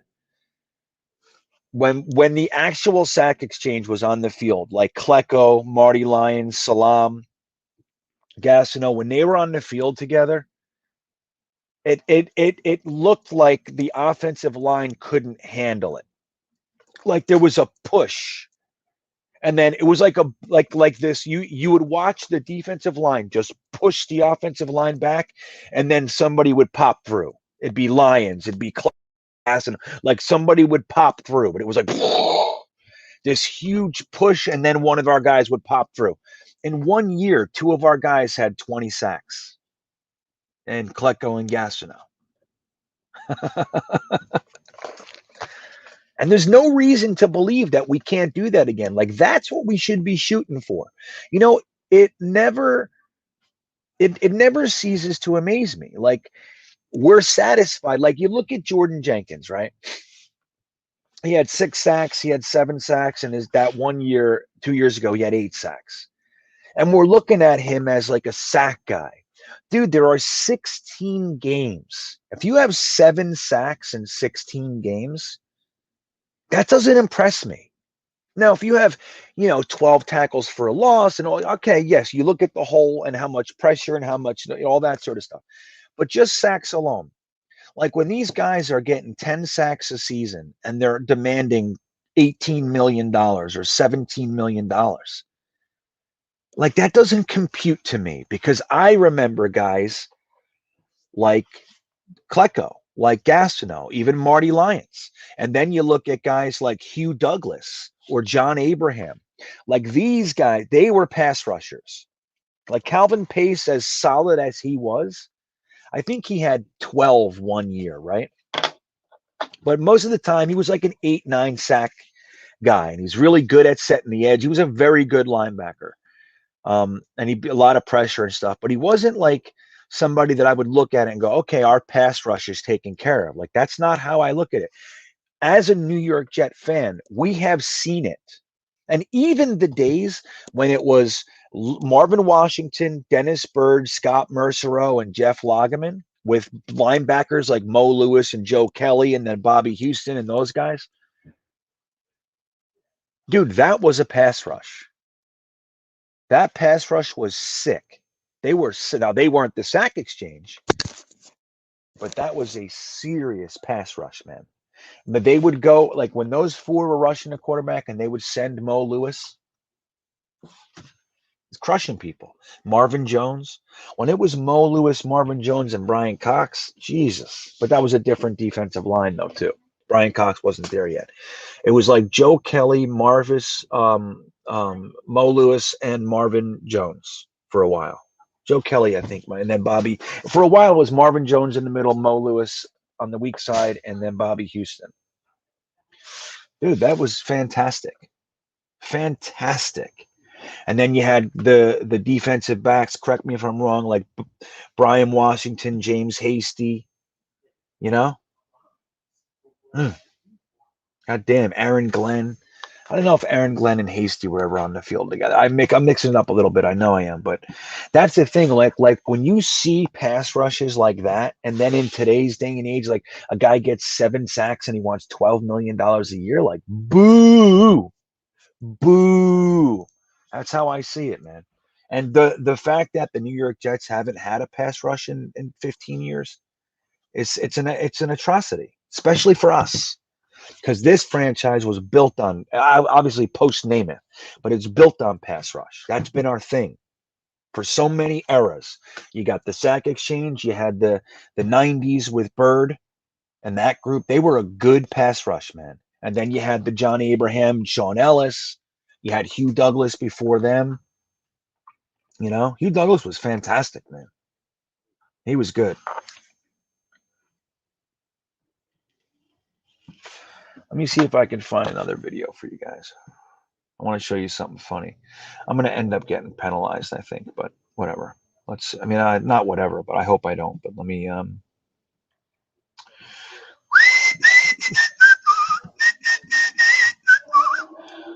try and find this other video, because that was fun. Let me find. There's one. You guys, I don't know if any of you younger fans have ever seen the big fight with the Rams. Like Mark Gastineau had the war dance, the sack dance, and teams hated it. Like he would make a sack and he would do this whole thing, right? And let me see. Jets Rams brawl. There it is. Okay, I got it. And so the Rams offensive line, they were kind of waiting for it to happen, and they attacked them.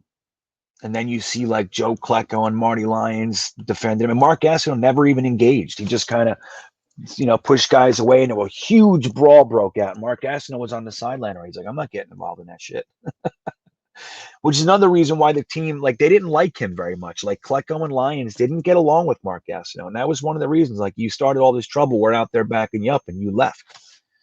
Things like that, So let me see if I can. Whoops. Let me show you this one. Hold on here, guys.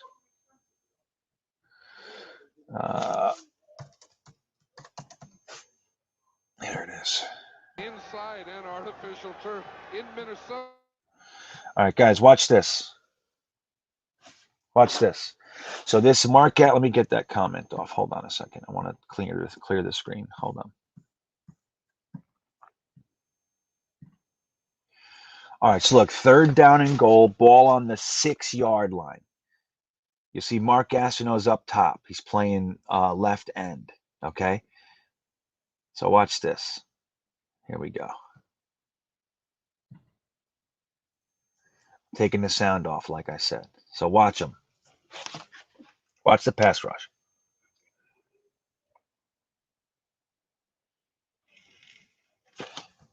See, there goes the dance.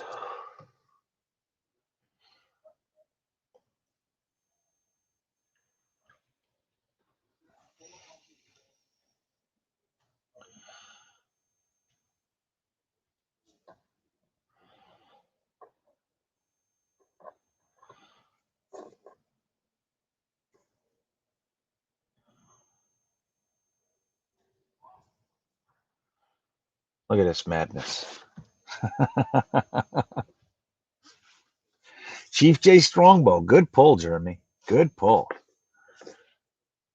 Look at this. Gastineau's out of there. He's like, goodbye. But it's also smart, too. Look at him getting the fans. Yeah, look at me. Look at him. Gastineau was the best, dude. My favorite player ever. Look at him.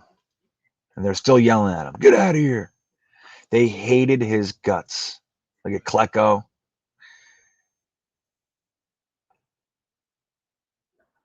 Look at him. Who was there? Was this still Shea? I can't tell if this was Shea or not. It's grass. Yeah, this was Shea.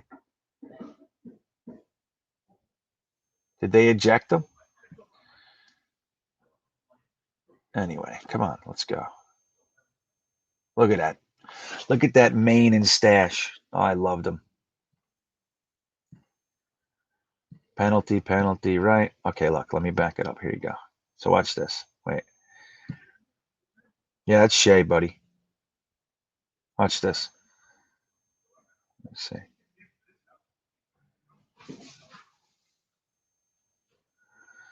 Look, Gastineau. One left hand threw that guy to the ground. Look at these guys. Look at them throwing punches. Here comes Klecko and everybody else. Look at this. Get out of here. And a punt or field goal. See that? All right, let me get that off of there. I don't want to get busted. No, Derek, I think Klecko is the biggest Hall of Fame snub. Yeah, Slaugo. Remember that one? Which game was that? He was giving him the business. That was hilarious. We could find that. Giving him the business. Let me see.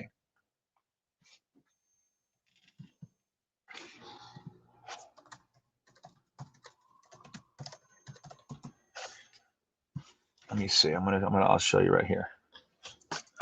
Fucking mosquitoes, man. Now, let me show you this. This video is I'm gonna get in trouble, I think. But I'm gonna show you. Let me show you guys. All right, I'll take that one off. Let me take that off the stream and let me share the YouTube page here. This is a funny one.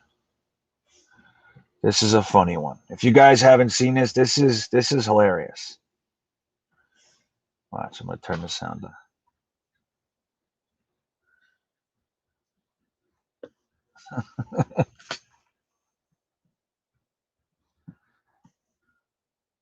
Oh wait, can you hear it? Might have to hold on.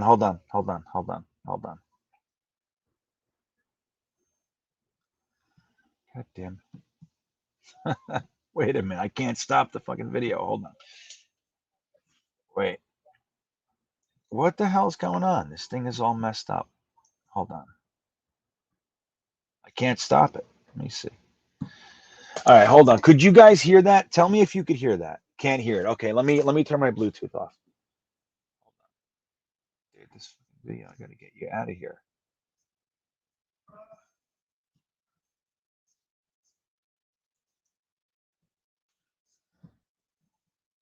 It's like it's out of control right now. It's like I can't shut it off. Hold on. There it is. Hold on. All right, hold on. I'm going to shut my Bluetooth off for a minute.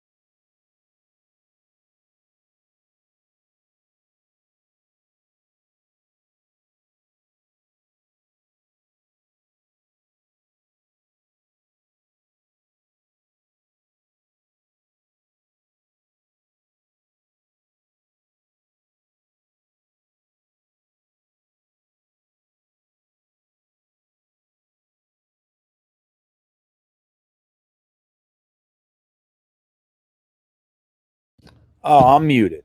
Could you hear the call? Could you hear the call? I'm over here laughing like we're all hanging out. Tell me, do I got to show it again? I'm muted. Can't hear you now, but could you hear the thing? I'll do it again. Dude, I suck at this. No, okay. Hold on. Hold on a second. Hold on here. Let me see. All right, I'm not muted. Let me full screen this for you guys too. There we go. All right, you guys ready?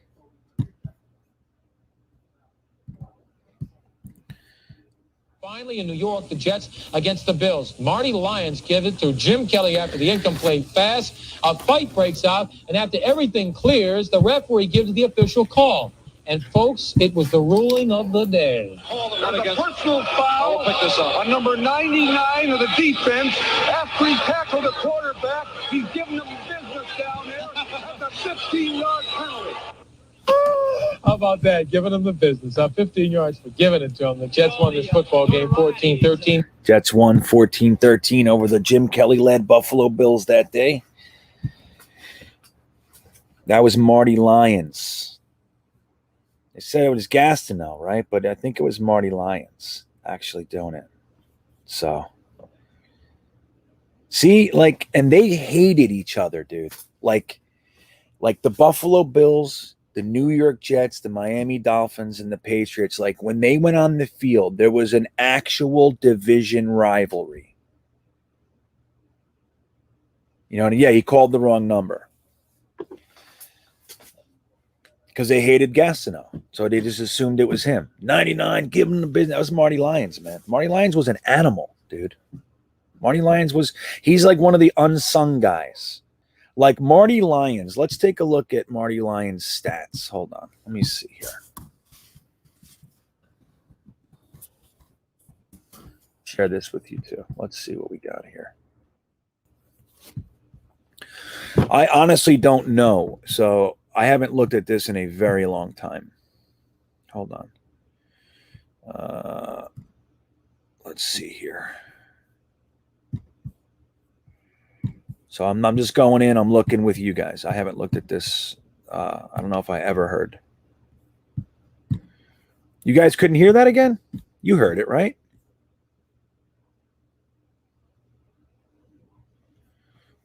Eric, you didn't hear that one? Abdul Salam, you're right. So Salam and Lyons on any other team would have been the stars.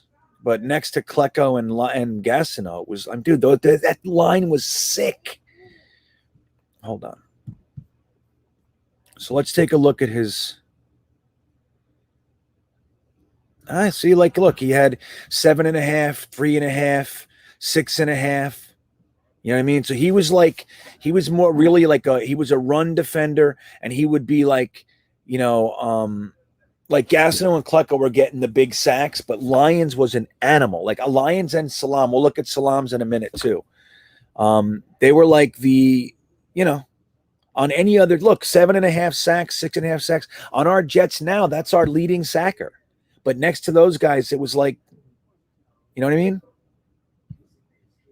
It's nothing. So look, he had 4 and 83, 2 and 84. Marty Lyons had a lot of injuries too. They actually, our Jets cart. I don't know if you guys remember this. Like the little cart that, like, when somebody gets injured, they drive it on the field to pick up a player or whatever. It had a Jets helmet on it, and they actually put Marty Lyons' number on there as a joke. So he had 7.5 sacks, a safety. Look at the safeties. 2 years in a row with a safety. Where's this? See, they don't do, like, where's the fucking tackles? Hold on a minute. I don't like this.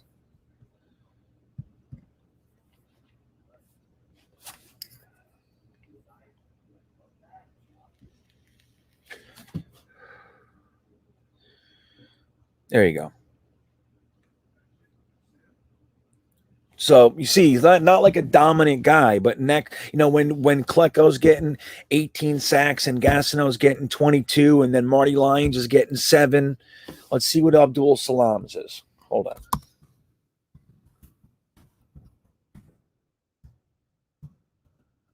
How do you spell his name?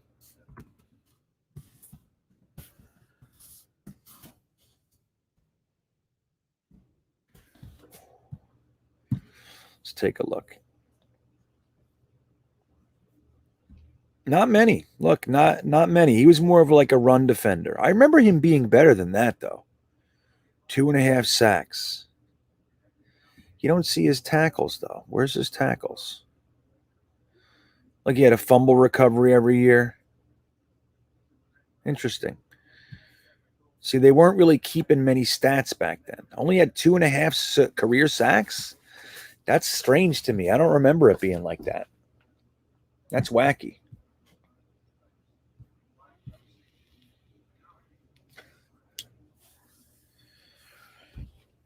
Yeah, I mean, they were just the blue collar workhorses. I mean, Klecko was so good from the inside, and then even from the defensive end when he played out there, he was so good, dude. And Gastineau he was so good.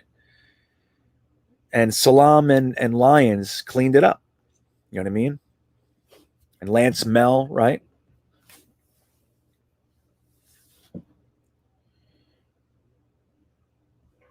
Salmon Jets, order your food, buddy. Don't you worry. We're going to wrap this up in a few minutes anyway. We'll wrap it up. Let's take a look. What's up, Concalo? Yeah. Let's take a look at yeah, you see that? So he had more sacks than that because they didn't count, like John Post is saying, they didn't really keep that stat. This is the first year that they kept it. So who knows? Right. That's what I'm saying. Like, I remember him doing more. And I really started watching around 82. I remember Salam doing a lot more. But who knows, man? It's a long time ago. But let's take a look at Joe Klecko's stats.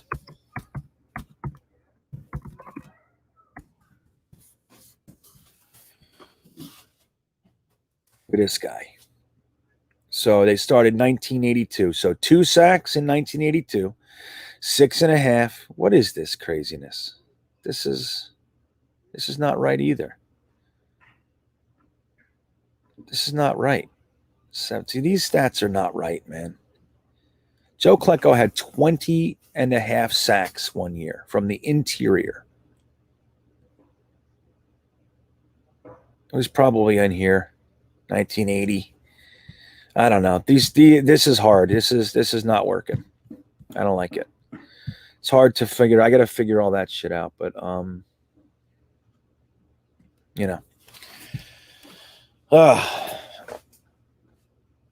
Bobby Jackson, right?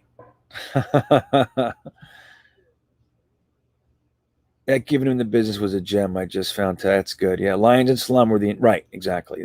Well, Klecko, remember do you guys remember Klecko's stance? He would be the 3 technique in there, and he would line up. So the center, instead of lining up right there, he would line up in the gap at an angle. So he would hit him sideways. He would actually hit the guy sideways. The problem with that is the guard could come and hit him, but Klecko was fast enough and slippery enough to get through. And he was so strong, man. It was incredible. Yeah, if you guys haven't, a couple things before we wrap this up. One, if you haven't liked the video, I would appreciate it if you did. If you haven't subbed to this channel yet, I would greatly appreciate it. If you haven't subbed to Full-Time Coaster Tour, that is also greatly appreciated. I'm trying to get that over 1,000. So I can do some things. It helps me get into the amusement parks for free, so I can have that arrangement with them. Like, so I put things out on social media and all that, and they'll let me in and all that. So it helps. It helps the tour. And more pressing right now is that, hold on, I got to put this back on. More pressing right now. Give me a second. I'll tell you in a sec. Is this still on? Hold on.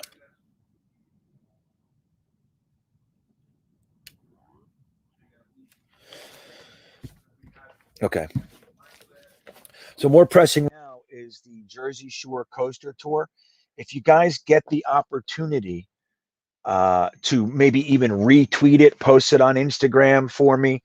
We're trying to raise money for this pet shelter. Not a shelter, a pet rescue in New Jersey that's trying to keep their doors open and everything. They do fantastic work. The link to the description, the link to the page is in my description of this video. If you can repost that everywhere, it'd be great. If you have a couple extra dollars to pledge, that would be fantastic. And I greatly appreciate it, man. Truly. Any money that I think we're up to about $600 right now. My goal was 2,500. So I'm trying to get it up there. It happens in 2 days. So Saturday we're going to be riding every roller coaster on the Jersey Shore. I will pass my 200th roller coaster this Saturday, which will be pretty cool, man. Pretty cool. That's funny, Frank Markopoulos. That's a good one. Klecko's awesomeness couldn't be contained by statistics. That's awesome. Yeah, guys, E-Rock, that's a good point. Only 6 likes? That's poopy. All you got to do is click the button, click the little thumbs up. What's up, Friggly D? Yeah, I loved Lance Mel too. Yeah, so anyway, there's 90 likes. There you go. That's good. You might have to refresh the page, but I appreciate you guys caring about it and stuff like that, man. Thank you, Jeremy. I appreciate that. So again, if you could sub over at Full-Time Coaster Tour on YouTube, that would be killer. I have the Jets. If you guys haven't seen it yet, I have the Jets vid of the Coney Island. Here, I'll play you a little clip of that real quick. How's that sound? Let me see here. Wait.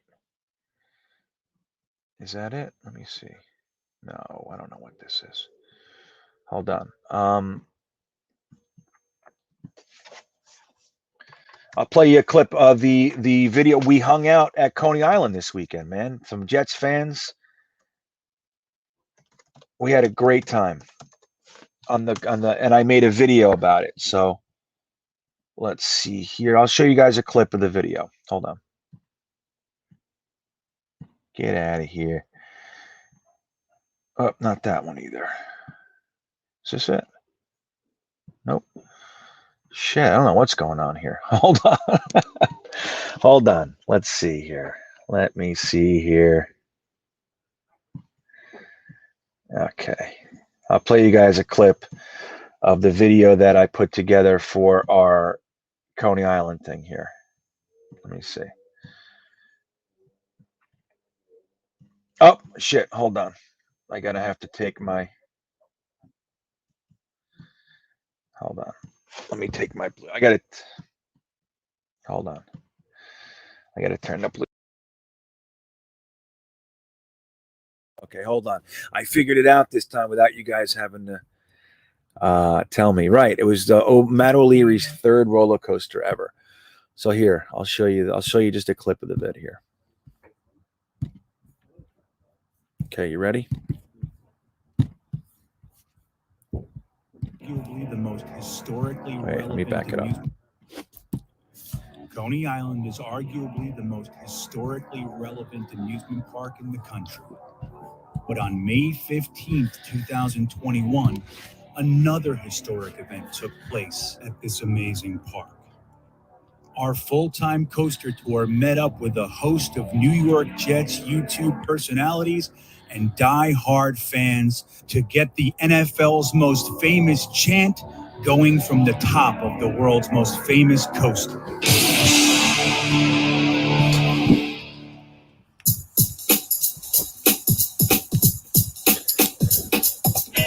Well, hey, everybody, this is GreenBean with Full-Time Coaster Tour, Jetnation.com, GreenBeanjetsfan.com, coming to you to talk about just an amazing day at Coney Island, which is so much more than just the coasters and rides. Look at this place. You have the beautiful beach, but I got to meet the world-famous Matt O'Leary, who turns out doesn't really get on much coasters. Let's see how that conversation went. I'll get you right here. Hold on. You guys ready? Woo! I'm going to count to 3. 1, 2, 3. J-E-T-S, Jets, Jets, Jets. Woo!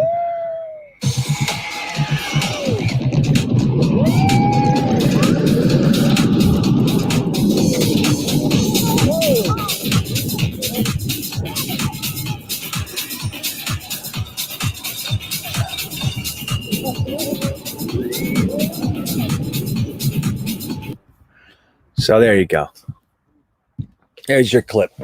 So yeah, if you guys head over to Full-Time Coaster Tour, you can watch the whole thing. But yeah, man, I would appreciate a sub over there, and I really would appreciate some assistance in anything that you're able to do, whether it's a pledge, just a straight donation, or if you could put that put out the link on your social media pages, it would be awesome. The more money we could raise for this pet rescue, the better. But I think that's about it tonight, guys. I see a couple guys just popped in. Paul Klein.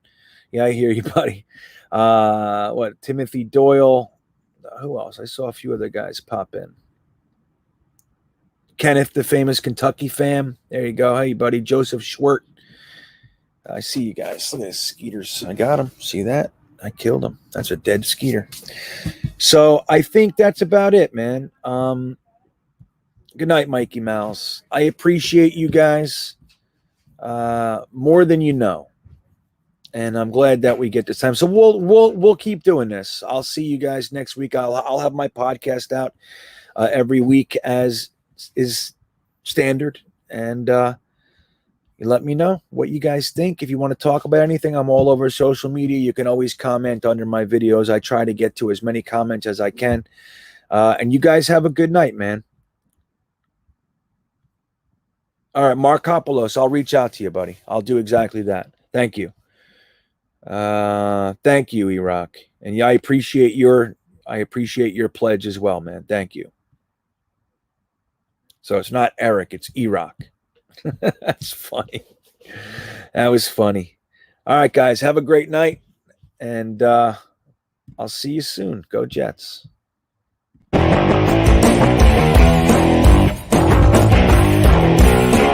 Adam Gase, the worst coach in Jets history. In my opinion, he's in the conversation for the worst coaches in NFL history. He's been atrocious. And the thing is this, like I've said numerous times over the past 2 years and in this podcast and on Jet Nation, we knew and I knew that this hire was terrible and doomed to get here from the second I heard about it.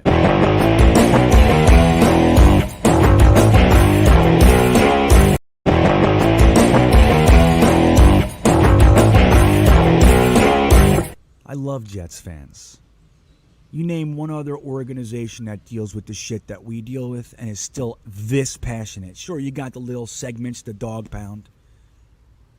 But look at the Patriots fans. They just had 20 years of there are kids, there are 20, 21-year-old, 25-year-old people in this world that are Patriots fans who have never known losing.